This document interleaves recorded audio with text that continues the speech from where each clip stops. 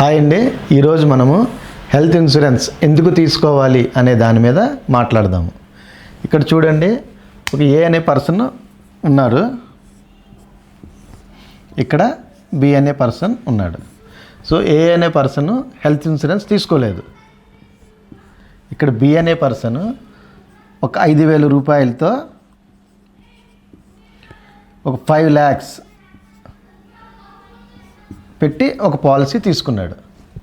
So వీళ్ళ ఫ్యామిలీకి పూర్తి ప్రొటెక్షన్ అనేది ఉంటుంది. 5 లక్షల రూపాయలు ఇతను ఫ్యామిలీకి ప్రొటెక్షన్ అనేది ఉంటుంది. ఇప్పుడు మేజర్గా ఏదైనా హెల్త్ ఇష్యూ జరిగిందనుకోండి, సో ఇతనికి హెల్త్ కార్డు ఉండడం వల్ల ఇతను ఏమి టెన్షన్ పడ్డాడు, హ్యాపీగా ట్రీట్మెంట్ చేయించుకుంటాడు. అదే ఇప్పుడు ఈ పర్సన్ ఉన్నాడు కదా, ఇతనికి హెల్త్ కార్డు లేదు. సో దానివల్ల ఏమవుతుంది, ఇతను ఆ 5 lakhs అనేది అఫోర్డ్ చేయగలిగితే ఓకే, లేకపోతే ఇతను ఫైనాన్షియల్గా చాలా ఇబ్బంది పడతాడు.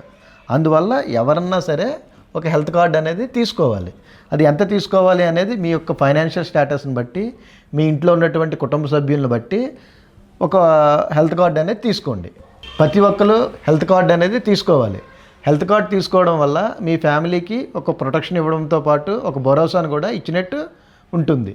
సో అందరూ కూడా హెల్త్ కార్డ్ అనేది తప్పనిసరిగా తీసుకోండి.